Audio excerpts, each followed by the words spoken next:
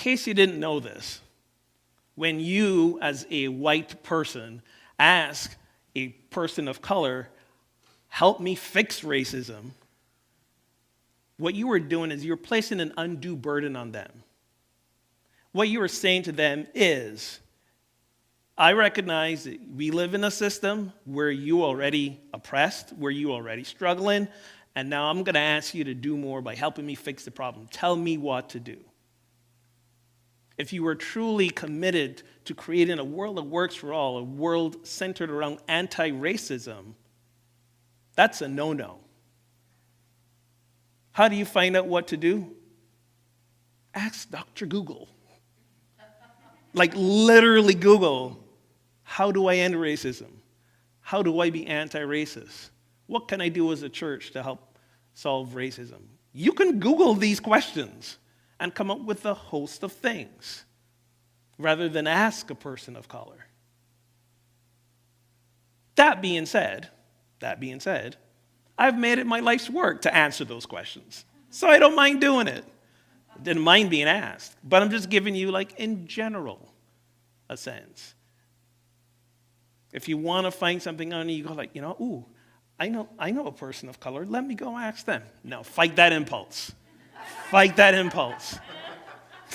Okay? Unless you have a prior agreement with them. I can get to that in a minute.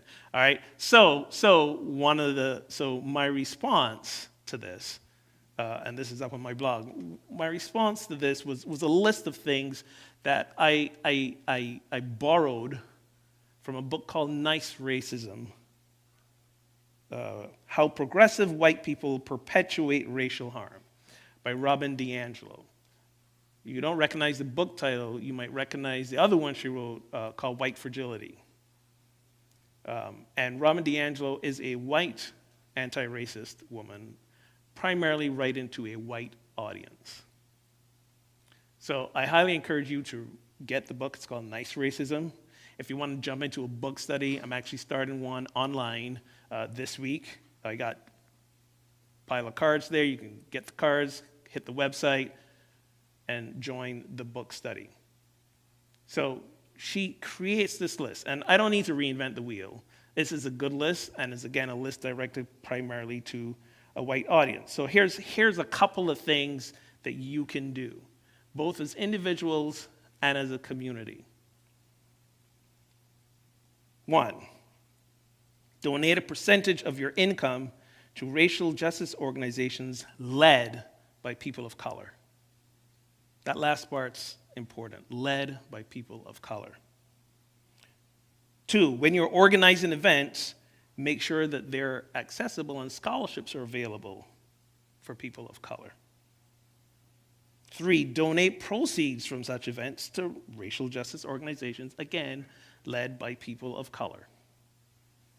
Seek out and choose to do business with service providers who are people of color. Attend affinity groups. Y'all know what affinity groups are? So here's the thing. Anti-racism work is work for all of us to do. It is spiritual work. It is challenging work. And we all have to do it, no matter what we look like. Some of that work we have to do together, side by side. But some of that work is important that we do in groups with people who look like us. Whether we're black, whether we're white, whether we're Hispanic, it's important sometimes that we have to be in separate groups. And that's a thing that's uncomfortable for some spiritual communities. What do you mean you want to go in separate groups to work on, talk about racism? That's not helpful. That's divisive. You're perpetuating the problem.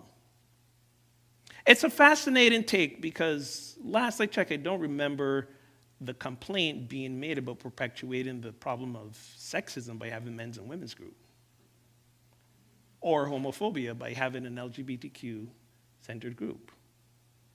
But somehow this one is a little bit challenging. But sometimes you have to do this work separately because I don't know if you know this, but if you are a white person, when you walk into a room, especially a room in which people of color are in, it changes the power dynamic. It changes the comfort level of people of color. It doesn't matter if you believe it or not. It doesn't matter if you are the nicest person, like so many of you are in this room. It doesn't matter. It's just what happens because of the nature of the society in which we live. And as a result, sometimes people of color don't feel comfortable saying all they want to say.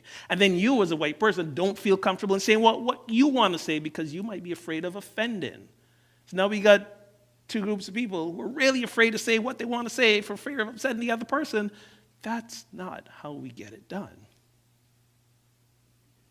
So sometimes there's a sense of safety for both groups of people, to be in groups with just other people who look like them, to help work through some of these issues first and then come together. So find an affinity group. If you truly want to see where you are with this, find some affinity groups to participate in. Again, I lead a couple of them twice a month. And sometimes they are juicy and loving and hilarious, and sometimes they are awkward as hell. But guess what? That's how we live the legacy of Martin Luther King Jr. by stepping into the discomfort, leaning into it, not shying away from it.